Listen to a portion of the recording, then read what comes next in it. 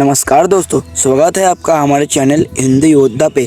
दोस्तों आज हम बताने वाले हैं देवों के देव महादेव के बारे में। महादेव का आभूषण सभी देवता से बहुत अलग है। जहाँ एक और भगवान शिव वस्त्र के रूप में बाघ के छाल पहनते हैं, वही सिर पर चंद्रमा और गले में नाग धारण करते हैं।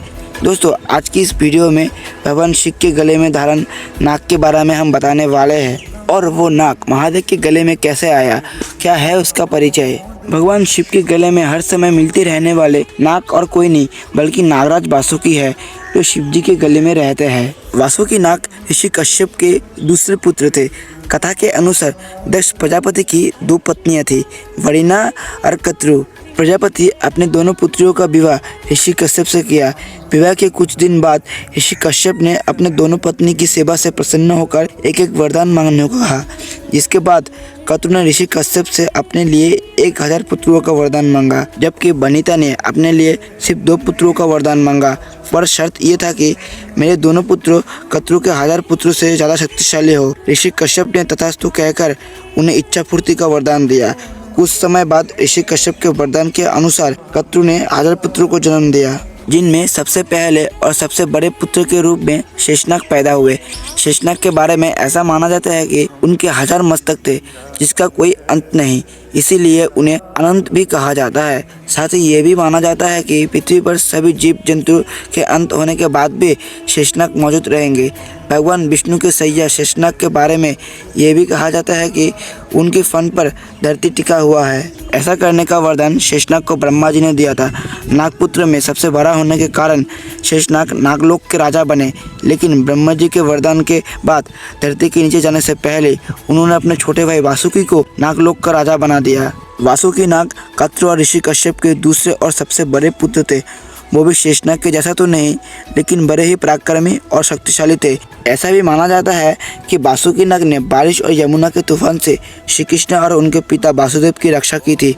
दोस्तों इतना ही नहीं, भविष्य पुराण में तो इन बातों का भी उल्लेख मिलता है कि वासुकी नाग के सर पे ही नागमणि विराजमान है। वासुकी नाग ने ही भगवान शिव की सेवा के लिए शेषनाग की तरह ही राजपाट त्याग कर अपने छोटे भाई दक्ष की रास्ते अलग कर दिया। वासुकी नाग भगवान शिव के गले में कैसे पहुंचे, इसके पीछे धर्मग्रंथ में कई कथाओं का उल्लेख मिलता है, जिसमें से सबसे पहली कथा के अनुसार नागों ने ही सबसे पहले भगवान शिव की लिंग यानी शिवलिंग के रूप में पूजा की थी। उस समय वासुकी नाग ही नागलोक के राजा थे। एक दिन वासुकी की भक्ति से प्रसन्न होकर भगवान शिव ने उन्हें वरदान मांगने को कहा, जिस पर वासुकी ने वरदान के रूप में शिव जी के सेवक जनों की तरह सेवा करने की इच्छा जताई। जिसके बाद वासुकी नाग से प्रसन्न होकर भगवान शिव ने उन्हें अपने गले में धारण कर लिया। वही दूसरी कथा समुद्र मंथन के समय की है। समुद्र मंथन के लिए रस्सी के रूप में वासुकी नाग को मेरु पर्वत के चारों ओर लपेटा गया था।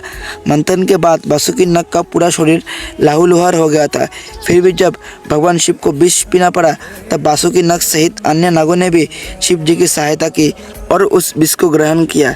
जिसके बाद नागों सहित वासुकी नाग की निस्वार्थ भक्ति देखकर भगवान शिव ने वासुकी नाग को अपने गले पे लपेट लिया। और तीसरी कथा भगवान शिव और माता पार्वती के विवाह से जुड़ी हुई है।